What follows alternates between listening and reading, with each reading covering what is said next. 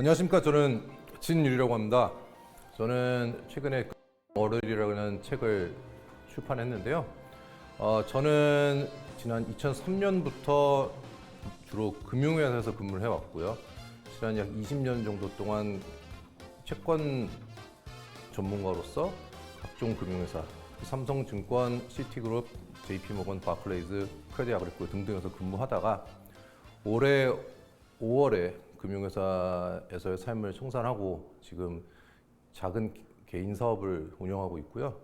그리고 저희가 오늘 여러분들한테 드리고 싶은 얘기는 어떻게 하면은 매일매일이 괴롭지 않은 직장인의 삶을 탈피할 수 있는지에 대해서 이야기를 해보자 오늘 나오게 되었습니다. 여러분들은 아직도 꿈을 갖고 계신지 잘 모르겠지만 저는 10대 때, 20대 때 저의 꿈은 사실 돈을 많이 벌어서 더 이상 돈 때문에 하고 싶지 않은 일을 하지 않는 삶을 사는 게 저의 꿈이었었습니다. 제가 생각했을 때는 그 당시에는 어느 정도 이상의 부를 축적하고 그리고 그 부를 가지고 그 다음에는 제가 하고 싶어하는 일을 하면서 살자. 당시 대학생이었던 저는 제가 하고 싶지 하지 않을 일을 하면서 사는 게 싫었었고 그리고 제가 하고 싶지 않은 일을 하면서 빨리 그 삶을 벗어나기 위한 생각을 계속 하고 있었었고요. 그렇게 하면서 살면서 생각을 해보니 그러면 과연 부자라는 게 어느 정도 부를 모아야 되느냐 이런 생각을 해봤었습니다. 우리가 이제 여러 정의에 따라서 부자라는 정의를 낼 수 있겠지만 생각해봤었던 것들은 예를 들면 이제 소득을 기준으로 부자를 구분할 수 있겠죠. 만약 우리가 정말 고소득자를 부자라고 부를 수 있을까 한번 생각을 해보시면은 제가 일하고 있었던 지난 약 20년 동안은 저는 꽤 높은 소득을 받고 있었던 고소득자에 포함된다고 생각합니다. 하지만 저의 소득을 유지하기 위해서 저는 주말에도 일을 했었어야 되고 평일에도 계속 일을 했었어야 되고 제가 하고 있는 일을 그만두는 순간 저는 더 이상 소득이 없어지는 상태였겠죠. 제가 정말 부자라고 부를 수 있었을까 생각 많이 할 수 있을 것 같습니다. 정말로 부자라면은 자기가 하고 싶지 않은 일을 매일 해야 되는 상황을 유지하지는 않지 않을까 이런 생각을 했었고요. 또한 이제 뭐 소득을 가지고 부자를 구분한다고 치면은 소득이 얼마나 돼야지 부자라고 할 수 있을지 개인에 따라서 다 숫자가 다를 거기 때문에 소득만 가지고 부자를 구분하기는 좋은 기준은 아닐 거라고 생각하고요. 어떻게 보면 재산을 기준으로 부자를 구분할 수 있을까? 그럼 재산을 가지고 구분한다 그러면 도대체 얼마가 있어야지 부자라고 할 수 있는가? 생각을 많이 해봤었습니다. 어떤 사람은 같은 금액의 자산을 가지고도 아직 그 자산을 유지하기 위해서 계속 일을 해야 되는 사람이 있는 반면에 어떤 사람은 같은 금액을 가지고도 자기 소비 규모가 적든가 아니면 자산에서 수익이 발생하는 자산을 보유하고 있다면 그 사람은 인생을 즐기고 살 수 있는 사람입니다. 예를 들어서 강남이나 서초에 주변에 이제 50대쯤 되는 형님들 많이 계시는데 강남이나 서초에 40억짜리 아파트를 가지고 계신 분이 전 재산이라고는 아파트 한 채. 그분은 매일매일 일을 하지 않으면은 자신의 아파트에 관련된 재산세를 내기나 아니면 자기 생활비를 벌충할 수 없는 사람입니다. 그 사람은 회사에서 내팽개쳐지게 되면은 다른 직장을 또 구해야 되는 상황이고 어떻게 해서든 일을 계속해서 소득을 만들어야 자신의 상태를 유지할 수 있는 사람. 저는 그런 분은 부자라고 부를 수는 없을 것 같습니다. 근데 다른 예로는 예를 들어서 약간 수도권 밖으로 나가서 같은 40억이라는 재산을 갖고 있다 하더라도 약간 수도권 밖으로 나가서 더 큰 평수에 새로 지은 집을 살면서 남은 돈으로 적절하게 자산을 운용하면서 연 1억, 2억 정도의 자산을 수익을 만들어낼 수 있는 사람이라면은 그 사람은 정말 자기가 하고 싶지 않은 일을 억지로 해야 되지 않는 진정한 부자라고 생각합니다. 그래서 이제 재산이라는 걸 기준으로 우리가 부자를 구분한다고 하더라도 그 사람이 어떤 상황에 놓여 있는지, 그 사람의 자산의 규모가 어떻게 되는지, 자산이 어떻게 형성되어 있고 어떻게 구성되어 있는지, 또한 그 사람의 삶의 스타일이 어떤 것인지에 따라서 어떤 사람은 부자라고 부를 수 있고 어떤 사람은 부자가 아니라고 할 수도 있겠죠. 또 다른 생각으로는 이제 마음의 부자라는 말 우리 많이 쓰는데요. 어떤 사람은 가진 게 하나도 없어도 자기가 살고 있는 삶이 행복할 수 있습니다. 그리고 어떤 사람은 가지고 있는 게 너무 많다 하더라도 끊임없이 경쟁을 하면서 남들만큼 더 벌려고 노력하는 사람들, 사실 부자라고 하기 힘들겠죠. 마음이 부자라면 부자일 수 있다. 사실 되게 좋은 말이고 저도 맨날 시도해 보려고 하는 내용이지만 우리나라 사회는 사실 비교가 많죠. 남의 집, 주변 학부모들, 주변 친구, 가족들 사는 삶, 제 주변에 사는 사람들이 지내는 정도, 수준 못 맞추게 되면 보통 행복하지 않을 거라고 생각합니다. 저희가 어느 동네에 사느냐에 따라서 어떤 차를 몰고 다니냐에 따라서 어떤 집에 사느냐에 따라서 그 사람 자신은 행복할 수 있을지 모르겠지만 우리 가족들은 행복하지 않다고 생각할 수 있을 거고 가족들은 부자라고 생각하지 않을 수 있습니다. 그래서 마음을 가지고 정말 나만 안분지족의 삶을 살면 되겠느냐? 그건 아닐 것 같아요. 그래서 제가 참 생각을 많이 하면서 느낀 거는 저는 이렇게 생각합니다. 경제적인 여유를 가지고 있느냐, 이 여부가 결국 부자를 판단하는 기준이라고 생각하는데요. 경제적인 여유는 이제 표준 국어 대사전의 정의에 의하면 여유라는 것은 물질적, 공간적, 시간적으로 넉넉하여 남음이 있는 상태라고 표현합니다.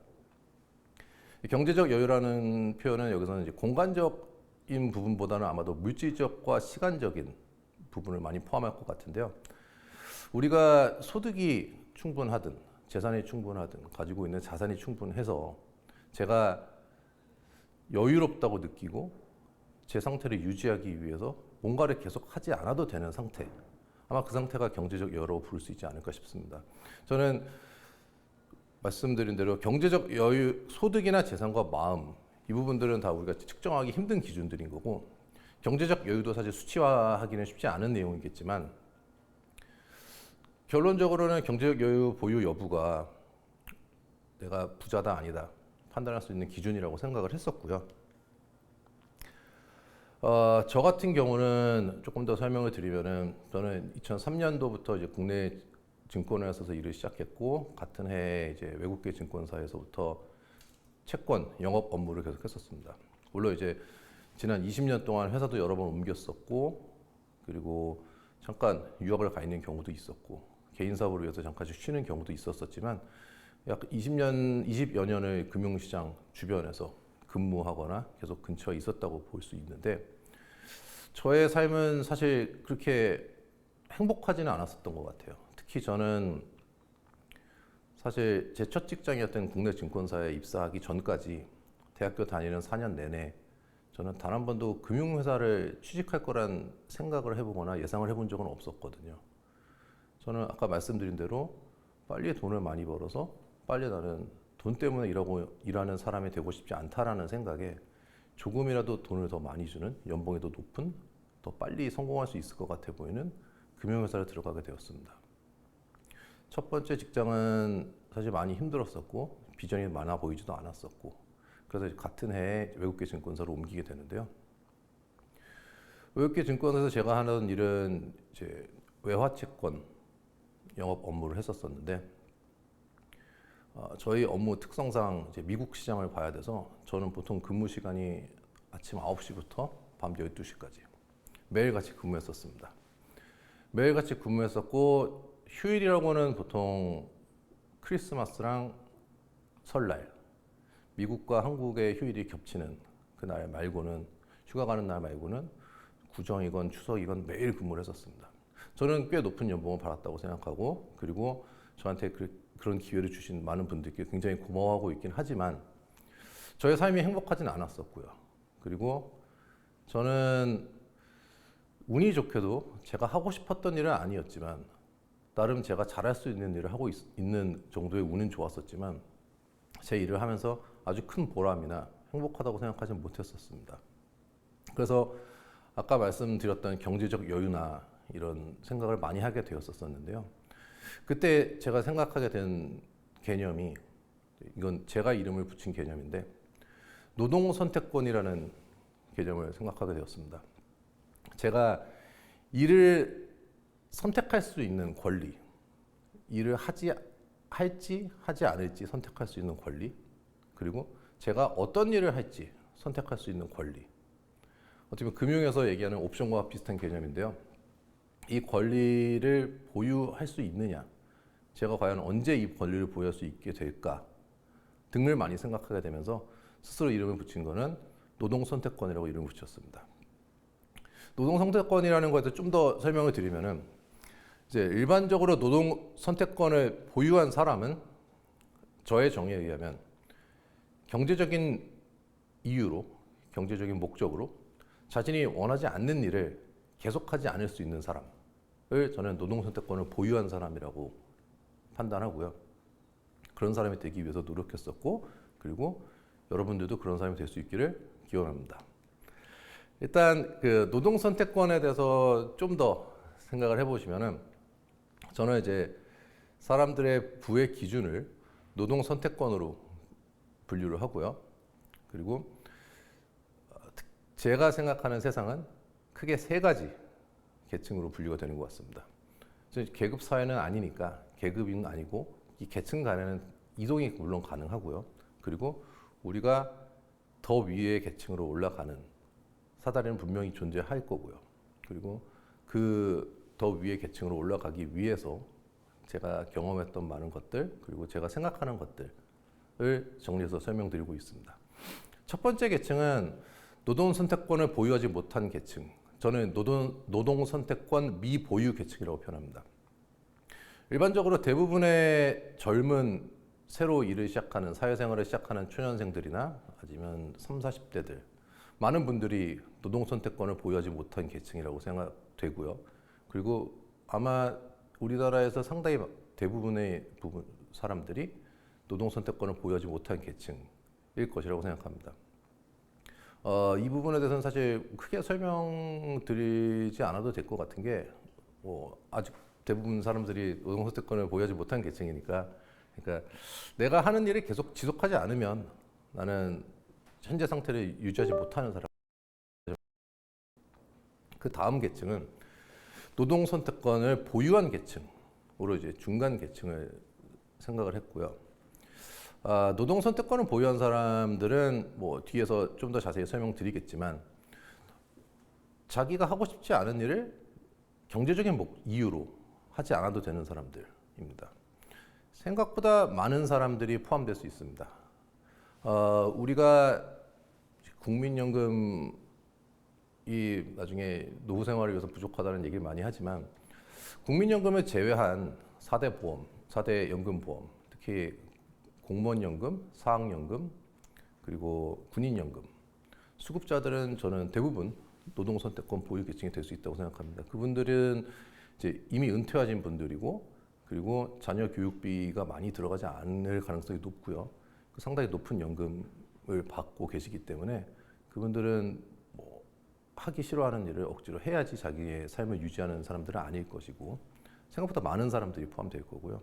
아니, 국민연금을 받는 사람들 중에서도 아까 말씀드린 대로 소비 규모가 적던가, 부부가 국민연금을 받고 있든가, 아니면 국민연금을 포함해서 연금보험, 민간 연금보험을 좀 더 포함한 사람들, 그분들도 노동 선택권이 있다고 볼 수 있을 것 같고요.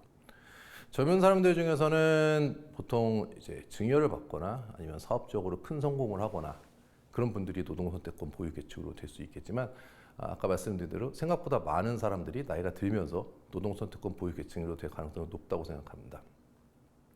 이제 제 마지막, 제일 상단에 있는 계층을 생각한 계층은 노동 선택권을 보유하였고, 그리고 자기 자녀들에게 증여를 할 수 있는 계층이라고 생각합니다.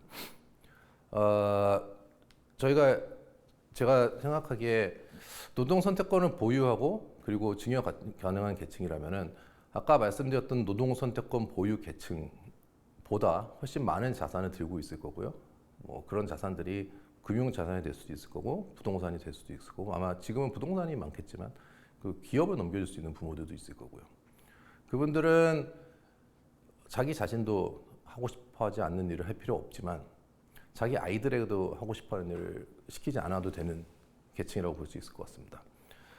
어떻게 생각해 보면은 저 같은 경우 아까도 잠깐 말씀드렸지만 저 같은 경우는 돈을 벌고 싶다는 생각에 대학을 졸업하고 나서 바라지 않았던 금융회사에서 일을 시작하게 되었고 제가 정말 즐길 수 있는 일이 무엇인지 잘할 수 있는 일이 무엇인지에 대해서 생각할 만한 충분한 시간이 없었던 것 같아요.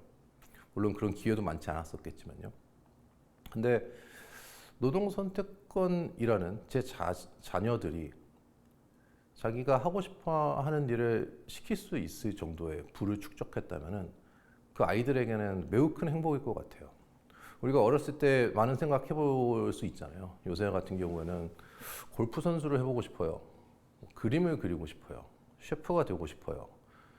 저 어린 나이에는 자신이 가지고 있는 재능이나 자신이 정말 즐길 수 있는 일이 무엇인지 아직 판단하기 전에는 재밌어 보이거나 멋있어 보이는 사람들을 흉내내고 싶어 할 수 있단 말이죠. 근데 그때마다 저 같은 경우는 부모님들은 일단 공부를 해라. 공부를 해서 좋은 대학을 나와서 그리고 어느 정도 직장 생활을 하고 나서 그 다음에 네가 뭘 할 수 있는지 생각해 보라. 보통 그렇게 말을 하겠죠. 아마도. 근데 만약에 아이가 하고 싶어하는 일을 그래 한번 해봐. 그리고 실패해도 괜찮아. 실패해도 다음 네가 할 수 있는 일을 해봐. 이런 권한을 줄 수 있다라는 거 사실 아이에게는 매우 큰 축복이라고 생각하고요. 그리고 어떻게 생각하면 그 아이는 정말 자신이 좋아하는 일을 찾을 수 있을 가능성이 우리보다 높았을 거고 그리고 자신이 정말 즐길 수 있는 일을 찾을 수 있었다면 아마 같은 분야에서 남들보다 더 성공할 가능성도 높을 겁니다. 오히려 자기가 즐길 수 있고 잘할 수 있는 일을 찾을 수 있는 충분한 시간과 기회가 주어질 수 있었다면요. 그렇기 때문에 제가 이 노동선택권이라는 저희 개념에 대해서 더 생각을 많이 했었던 거고요. 근데 제가 하나 안타까운 것 중에 하나는 저는 이렇게 제가 생각하는 계층을 이 세 가지 계층으로 노동선택권을 기준으로 분류를 하면서 우리가 보기에 부유하거나 넉넉한 사람과 그 말한 좀 전에 말씀드린 누구나 알만한 대재벌 사이에 사람들이 잘 안 보이는 것 같더라고요. KB금융지주 경영연구소에서 매년 발표하고 있는 한국 부자 보고서를 보면은 거의 이제 자산가를 금융자산 10억 원에서 100억 원 사이의 자산가로 분류하고요. 금융자산 100억 원에서 300억까지의 자산가들을 고자산가로 분류하고 금융자산 300억 원 이상의 사람들을 초고자산가로 분류하는데 대한민국 국민의 2%가 넘어가는 사람이라면은 우리도 시도해볼 수 있는 거 아니겠는가? 한번 우리도 생각해볼 수 있는 거 아니겠는가? 라고 생각하면서 내용을 쓰기 시작했었습니다.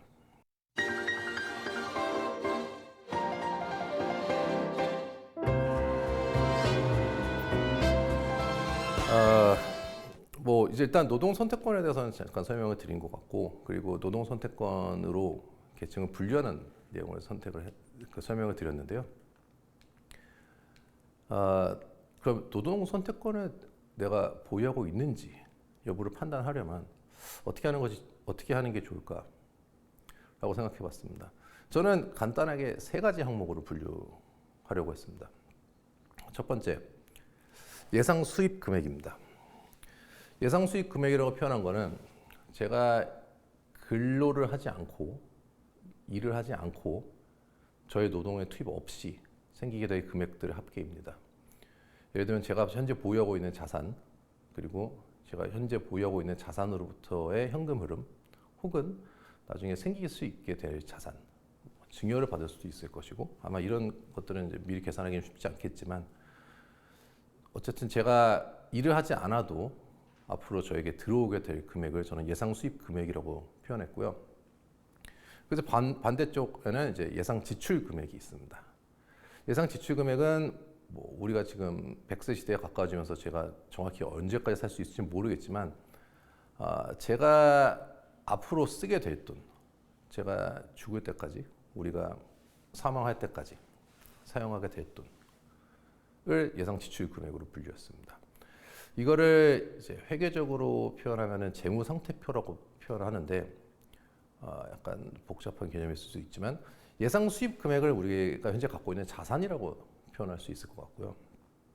앞으로 미래에 들어오게 될 금액들을, 그리고 앞으로 우리가 미래에 계속 소비해야 될 금액들, 지금 부채라고 생각할 수 있을 것 같습니다. 일반적으로 노동 선택권을 보유하지 못한 분들의 재무 상태표는 예상 지출 금액이 예상 수입 금액보다 상당히 큰 그림을 그리게 될 겁니다. 앞으로 제가 쓰게 될 돈이 제가 앞으로 생기게 될 돈보다 훨씬 큰 분들일 거고요.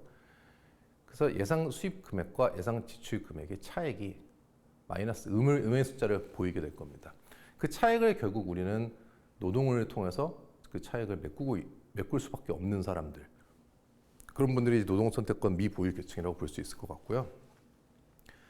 노동 선택권을 보유하신 분들은 반대로 예상 수입 금액이 더 예상 지출 금액보다 커서 예상 수입 금액과 예상 지출 금액의 차액이 양을 띠고 있는 사람일 겁니다. 그분들은 예상 수입 금액보다 예상 지출 금액이 작기 때문에 더 이상 일을 하지 않아도 되는 분들이고요. 일을 하지 않아도 된다고 해서 일을 하지 말아야 되는 건 아니고요, 물론. 그렇지만 그 사람들은 자기가 원하는 일을 선택할 수 있는 사람들이 될 겁니다.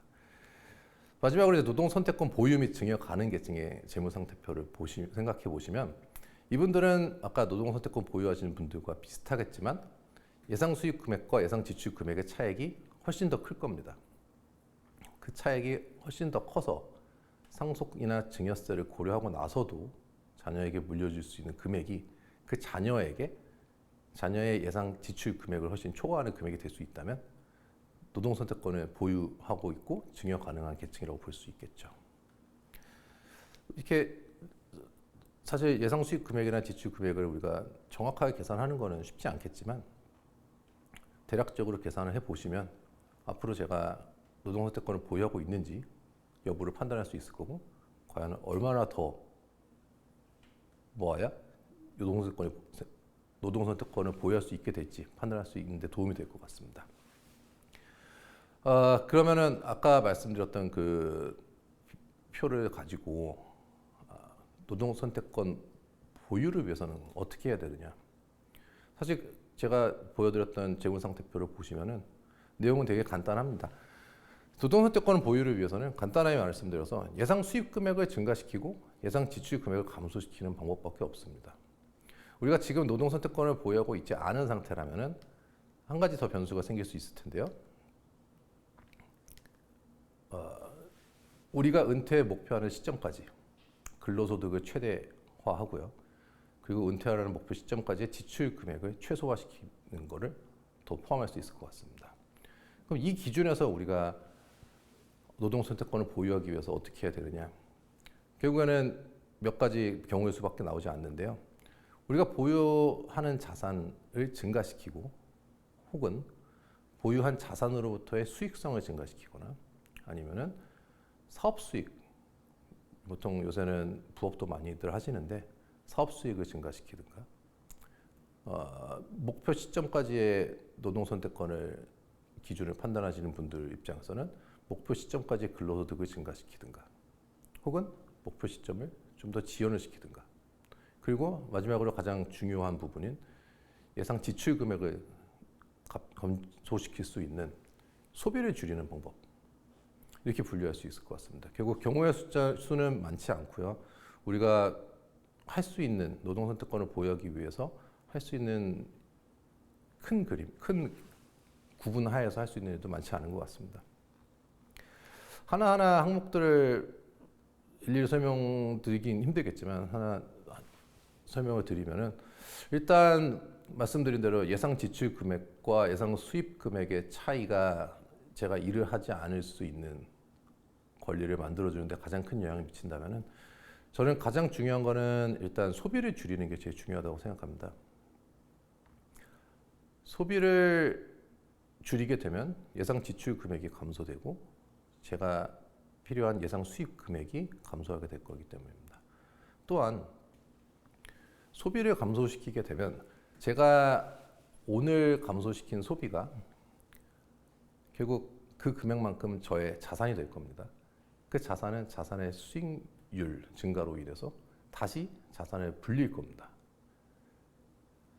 소비를 아예 제한을 시켜버리면은 돈을 버는 게 별로 의미가 없겠죠. 하지만 제가 생각하는 소비의 감소는 우리가 쓸데없는 지출을 하지 말자는 내용이 주입니다. 이제 특히 이제 경제학이나 경영학, 마케팅에서 많이 설명하는 내용 중에 니드와 원트라는 개념이 있는데요. 니드라는 것은 이제 우리가 정말 필요한 거, 그리고 원트라는 건 우리가 원하는 것을 의미합니다. 제가 교통수단이 필요하다는 니드일 거고요. 제가 외제차가 갖고 싶다는 아마도 원트겠죠. 우리가 필요한 거는 지출을 하면서 살아야겠지만 우리가 원하는 거는 저 같은 경우는 좀 더 여러 번 생각하는 것 같아요. 제가 정말 필요한 거는 당연히 뭐 금액이 크다 하더라도 어쩔 수 없이 지출해야 되는 부분이 있으면, 특히 이제 저 같은 경우는 자녀 교육비 같은 경우가 이제 니드일 수 있겠는데, 그런 부분은 사실 뭐 의사 결정을 하는데 큰 시간이 걸리진 않겠죠. 하지만 제가 원하는 뭔가를 할 때는 좀 더 생각해 보는 것 같아요. 예를 들면 저는 아들이 3명입니다. 그래서 가족이 5식구인데 저희가 2020년에 홍콩에서 한국으로 넘어올 때 5명이니까 큰 차, 미니밴 정도의 큰 차가 필요하지 않겠느냐라고 주변에서 말씀들을 많이 하셨었고, 저는 그때 큰 차를 하나 사놓는 게 좋을까? 같이 가족들끼리 다닐 일이 있을 텐데 라고 생각했었는데 결국은 결론적으로 안 사게 됐습니다. 왜냐하면 결국에 그 차를 타고 다닐 거는 저일 거기 때문에 그 큰 차를 미니밴을 타고 매일 출근하고 싶진 않았어서 결국 사지 않았고, 나중에 정말 필요한 때가 되면은 하루 이틀씩 렌트를 하자 차라리.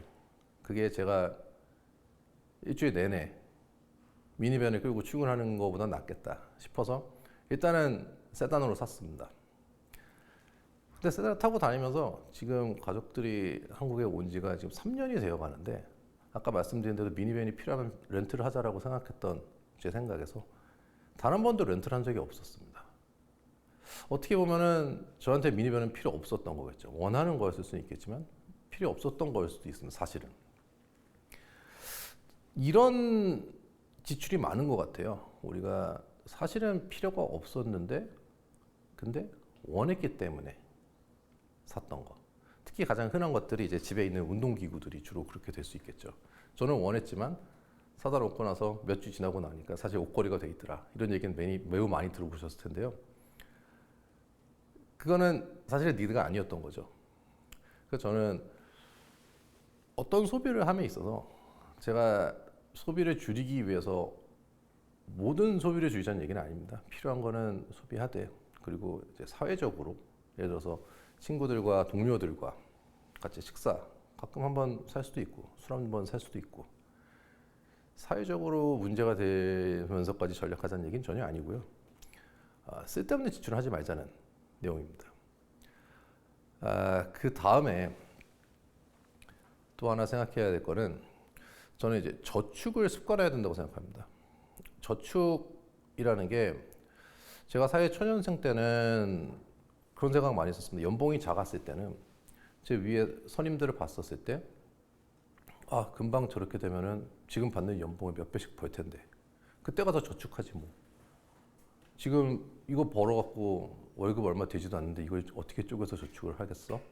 이런 생각 많이 했었었는데 저는 그때도 저축을 했었습니다. 그 저축한 금액 자체가 의미가 있는 게 아니라 저축을 스스로 강제하면서 소비를 줄이는 효과가 있었던 것 같아요. 저축을 계속 하다 보면은 나중에 연봉이 올라갔을 때도 저축하는 습관이 생깁니다. 하지만 연봉이 작았을 때, 수입이 작았을 때 돈을 많이 썼다가 수입이 늘어났을 때 그 상태를 유지하거나 남는 부분을 저축하는 경우는 사실 많지는 않아요. 보통 소득이 늘어나게 되면 지출이 늘어나게 됩니다. 주변에 있는 사람들도, 자기 친구들도 다들 소득이 늘어났기 때문에 같은 밥을 먹어도 젊었을 때는 저렴한 식당에서 먹던 것들이 나중에는 비싼 식당에 가서 먹을 수도 있고, 그리고 거주하는 동네가 달라질 거고요. 물론 그리고 결혼을 하고 가족이 생기면은 자녀들에 대한 교육비가 생길 거고요. 그래서 일단 젊었을 때 습관을 들여놓지 않으면 나중에 가서 저축한다는 말은 뭐 약간 내일부터 다이어트 하겠다는 얘기랑 비슷한 얘기인 것 같아요. 그래서 저축은 하루빨리 먼저 시작하는 거. 그 저축을 자산의 형성이라기보다는 저는 여기서의 저축은 사실 소비를 줄이는 목적의 저축을 생각하는 게 더 맞을 것 같습니다.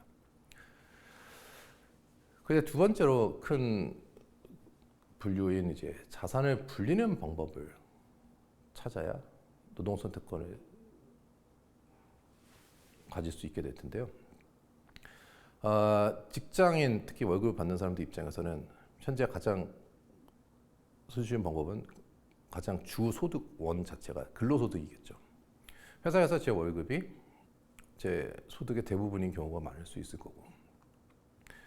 그런데 회사에서 제가 받는 연봉과 보너스를 제 의지에 의해서 얼마 이상으로 증가시킬 수 있는 방법 많지 않은 것 같습니다. 그거는 이제 자기가 하는 일을 어떻게 회사에서 평가를 하고 보너스나 인센티브 제도가 어떻게 돼 있냐에 좀 다를 수 있겠지만 작년에 받던 연봉보다 올해 2배밖에는 회사를 옮기지 않는 이상 쉽지 않은 분들이 대부분이겠죠. 근로소득이라는 것 자체가 자기의 의지만으로 큰 폭으로 증가하기가 쉽지 않겠죠. 반면에 이제 사업소득 같은 경우는 좀 고려 많이 하는 것 같아요. 저도 주변에 보면은 특히 무인으로 돌릴 수 있는 여러 가지 사업소득들이 있을 수 있을 거고요. 특히 제일 많이 전통적으로 많이 하던 사업소득들은 이제 부동산 임대소득이 주로 있겠죠. 부동산을 구매하고 부동산으로부터 나오는 임대 수입 등을 임대사업자로 사업소득을 받을 수 있을 것 같고요. 요새는 뭐 무인 세탁실이라든지 뭐 각종 무인 아이스크림 가게 등등 뭐 사업소득을 직장인들이 부업으로 크게 어렵지 않게 시작할 수 있는 경우들도 많이 보긴 합니다. 물론 사업소득을 위해서는 더 많은 검토와 시장 검토와 처음에는 많은 검토와 많은 연구가 필요하겠지만 어느 정도의 연구와 확신이 든다면은 사업소득만큼 수익성이 높은 성공할 수 있다면 사업소득만큼 수익성이 높은 소득 원천도 많지 않을 수 있을 것 같습니다. 그리고 그 다음에는 이제 보유 자산의 수익으로 인한 증식이 있을 텐데요. 가지고 있는 자산, 부동산 자산이 됐든 현금 자산이 됐든 금융 자산이 됐든 아니면 기타 다른 자산을 가지고 거기서 나오는 수익으로 그 자산을 증가시키는 방법이 있을 것 같습니다. 결국 그 자산으로부터의 수익을 올린다는 내용은 이제 자산에서의 수익성을 높여라라는 내용과 일치하게 될 텐데요. 저 같은 경우는 보통 안정성을 가장 우선시하는 것 같습니다. 제가 가진 자산을 투자해서 원금 손실이 날 가능성에 대해서 가장 먼저 저는 고민을 하고요.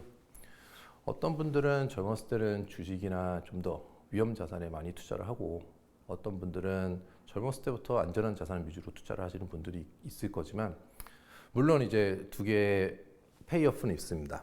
위험 자산에 투자하시게 되면은 위험한 대신 위험 대비 수익률이라는 개념이 있으니 수익률이 높을 수 있겠죠. 안전 자산에 투자를 하게 되면은 상대적으로 원금이 손실될 가능성은 낮겠지만 수익률이 낮을 겁니다. 수익률이 낮으면 우리가 복리 효과라고 하죠. 매년 벌리는 수익률을 가지고 제 자산이 증가하는 속도가 떨어질 거고요. 위험 자산에 투자하면서 높은 수익률을 가지고 빠르게 자산을 성장시킬 수도 있을 텐데 왜 안전한 자산만 투자를 하느냐고 생각하시는 분들도 많을 수 있겠죠.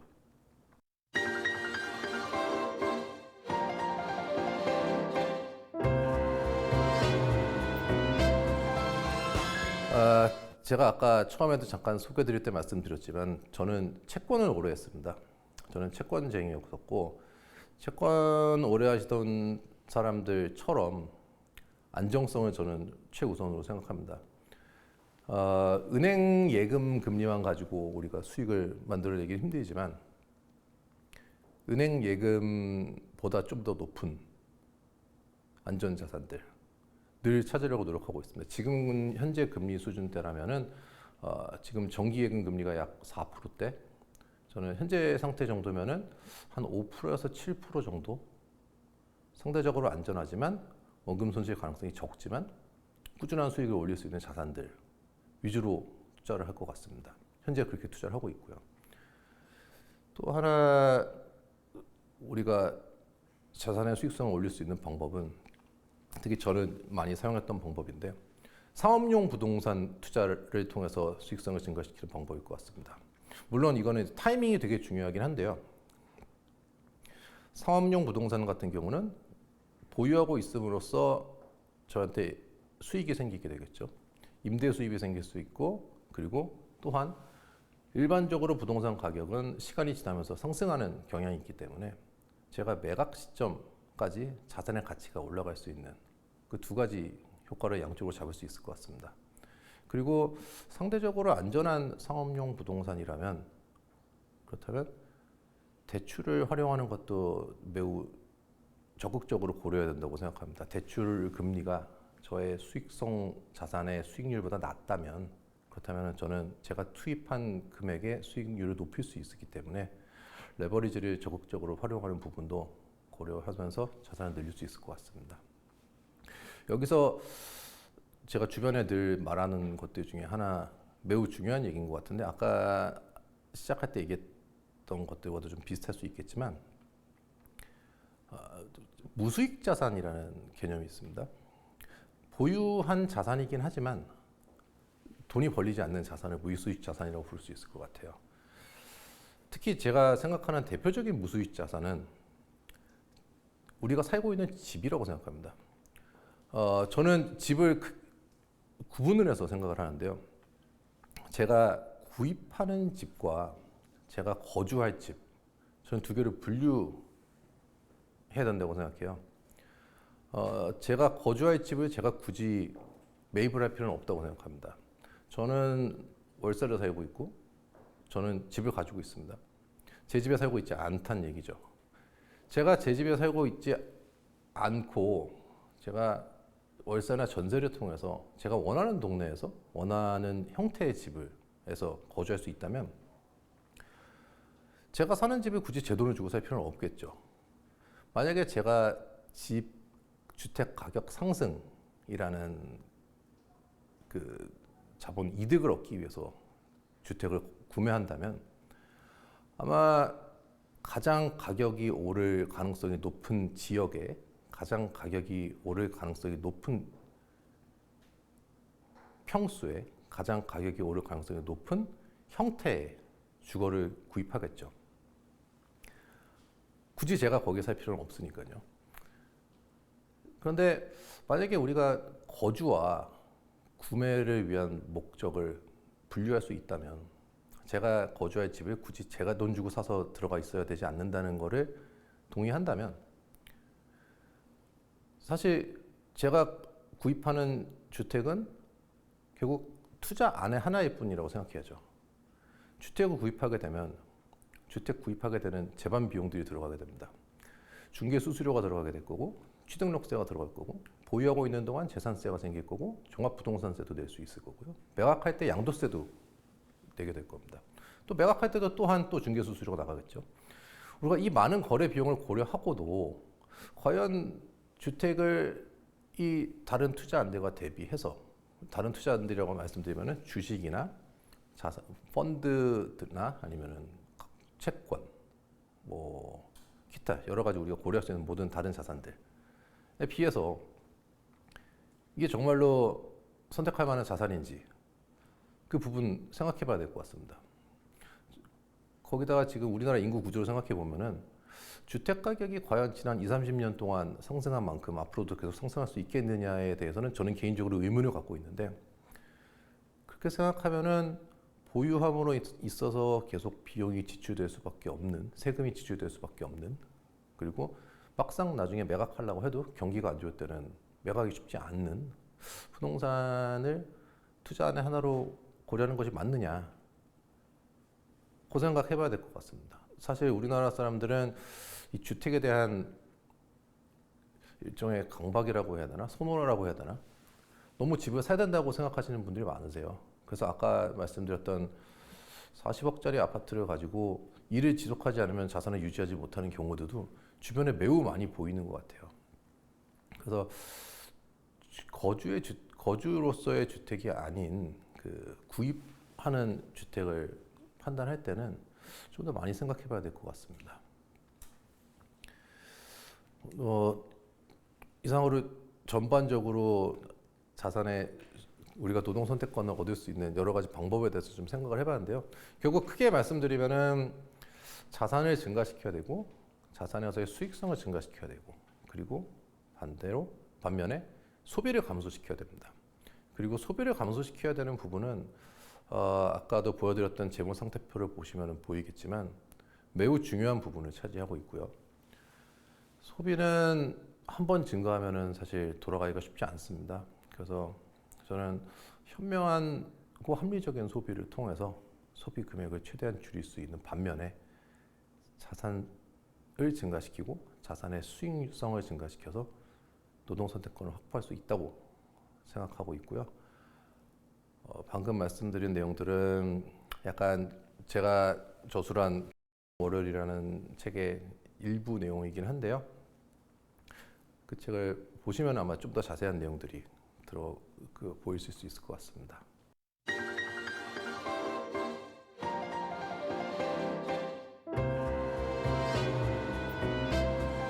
자산에서의 수익을 얻는 방법은 이제 금융이나 재무 관리 측면에서는 크게 이제 캐피탈 게인과 인컴 게인이라고 표현할 수 있을 것 같습니다. 캐피탈 게인이라고 하면 이제 제가 투자한 자산의 가치가 올라가서 그 수익을 얻을 수 있는 방법이고요. 반면에 인컴 게인이라고 표현하면 이제 제가 투자한 자산에서 벌어들이는 수익으로 수익을 만드는 것이 인컴 게인이라고 표현할 수 있습니다. 크게 간단하게 분류드리면 이제 주식 투자를 해서 주식 가치가 올라가서 자산이 수익이 생기는 부분을 캐피탈 게인이라고 표현할 수 있을 것 같고요.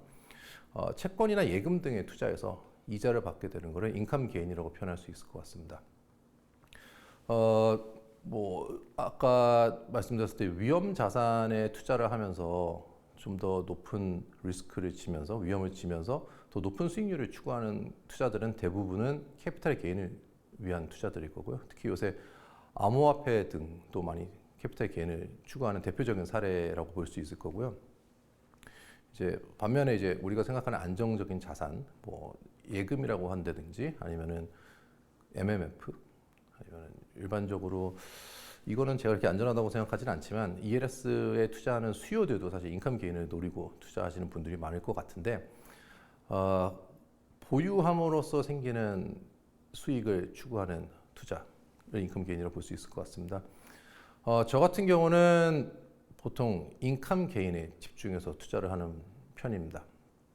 캐피탈 게인을 추구하는 게 아까 더 높은 수익률을 얻을 수 있는 건 맞지만 우리가 확실하게 알지 못하는 부분에 대해서, 그리고 제가 자신이 없어 하는 부분에 대해서 투자를 해서 손실이 날 수 있는 가능성이 여전히 존재하기 때문에 저 같은 경우는 인컴 게인을 더 추구하고 있고요.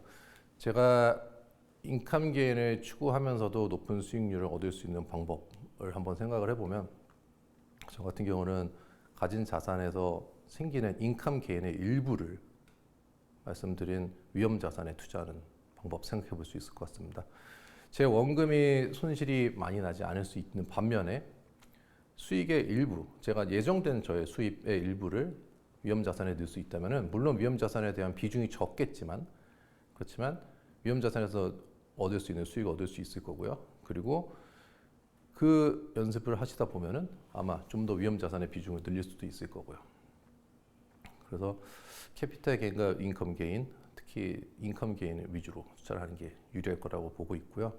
특히 요즘 같은 상황에서는 좀 더 캐피탈 게인을 지양하는 게 나을 것 같습니다. 현재 지금 금융시장 환경 자체가 앞으로 어떤 일이 터질지 모르고 특히 이제 미국부터 시작한 연방준비은행의 금리 인상으로 인해서 위험 자산들이 내년, 내후년 어떤 영향을 받을지 예측하기 좀 힘든 상황이긴 하거든요. 그래서 지금은 좀 더 안전한 자산 위주로 자산을 운영하는 게 좀 더 유리할 것 같습니다.